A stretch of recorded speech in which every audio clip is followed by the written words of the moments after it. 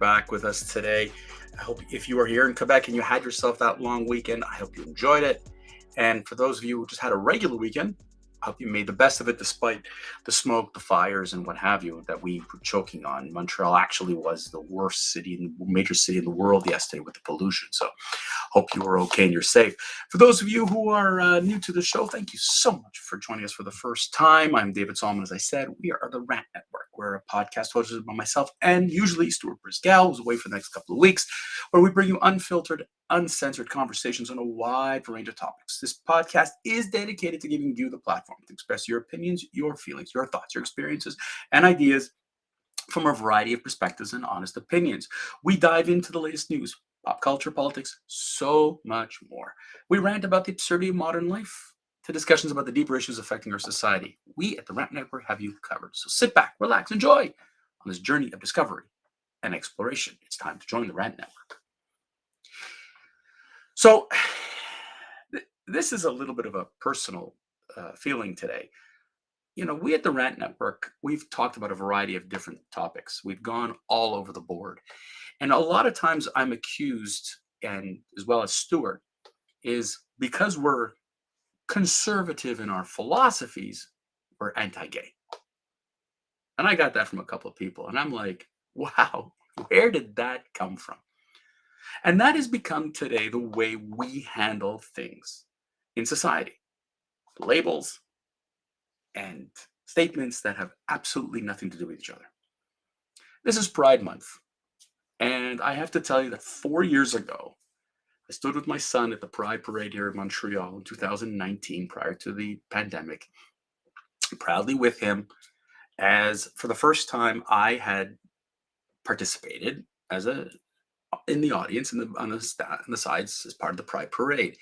And I have to tell you, it was really an eye opener for me. And it was a conversation that we had had that, what were the struggles of the LGBT community?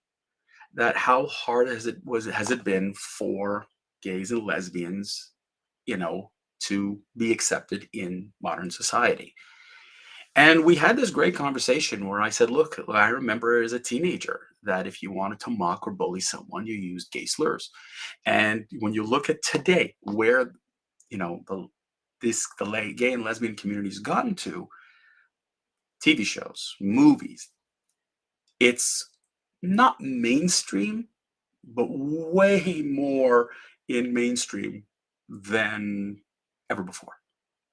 And I'm not saying that this is good or bad. I'm just saying this is what it is. And so, even when I watch Star Trek and, the character of Sulu, or in Star Wars, what we've seen in generations, what was to what is today, it's much more commonplace than ever before. Major strides have been accomplished by this community. And in this month should be about how proud they are. The fight, of course, is not over, but I hate to say, many communities feel the same way, that their struggle to acceptance in society is still not complete. Many minorities still feel marginalized, but that's not the conversation for today. The conversation for today is about Pride Month and why Pride Month should be better than what it is. More. But thanks to politics, thanks to media, it isn't.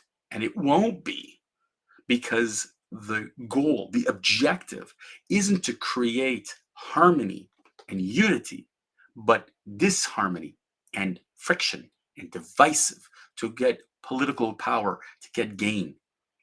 We've seen that with other movements. We've seen that with politicians, and we're seeing it today, where the left and the right are fighting each other over all these subjects. Now, again, the left isn't all entirely pro-gay and the right isn't entirely anti-gay. I mean, this has been the belief.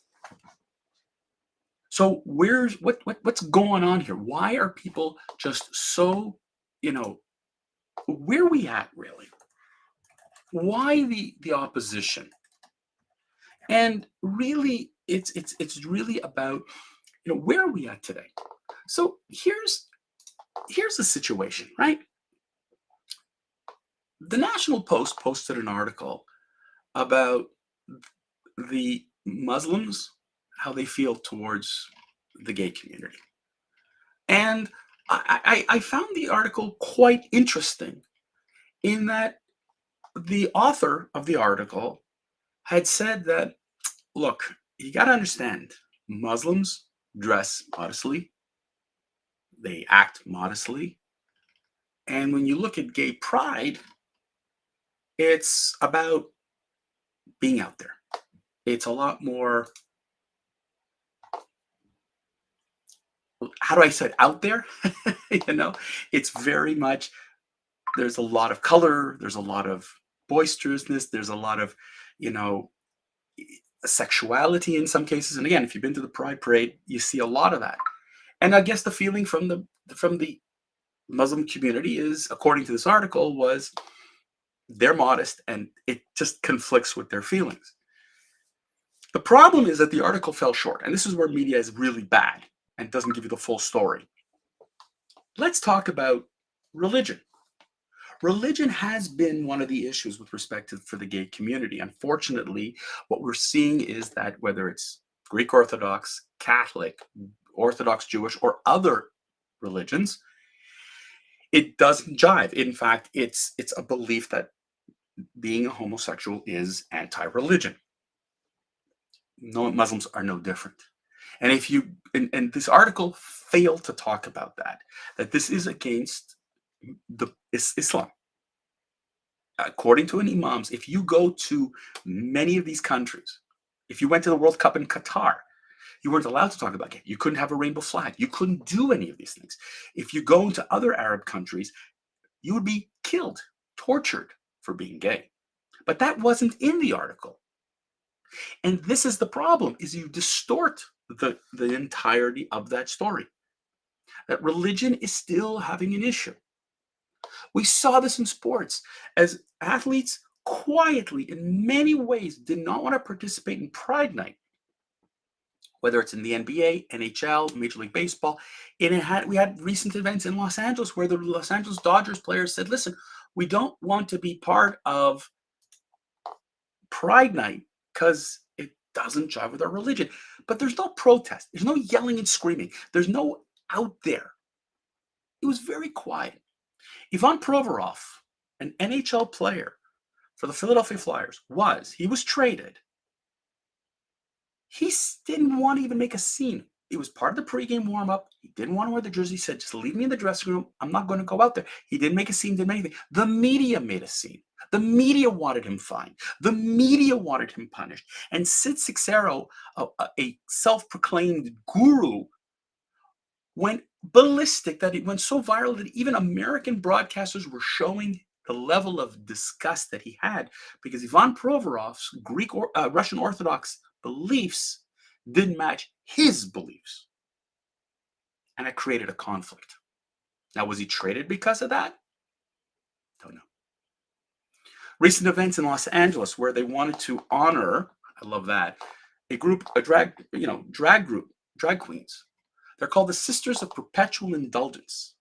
They're drag queens who dress like nuns, very colorful, a lot of makeup, with the habit and what have you. And many feel offended that they are literally being offended. The Catholic Church is being offended by this movement. But again, you can't say anything because they have the right to do what they want. But the church can't say anything towards the drag queens. Go figure that out. But here we are where the LA Dodgers wanted to honor them. But players said no. There were several players who said, listen, this doesn't jive with my religion. And please don't. And yet the Dodgers said, yes, of course we are. It's part of Pride Month. So to make everybody feel good, they honored them, quote unquote, an hour before the game where almost no one was in the stands. This has caused frustration and controversy again and again. We see this with corporations. Bud Light has gotten smacked. Target's gotten smacked. Many are calling it hate. It's all about hate that has now made it harder for the transgender community, drag queens, to be accepted in society. What's the problem here, and this is where it's difficult, is that you can't even have a simple conversation about it. It has to be shoved down your throat.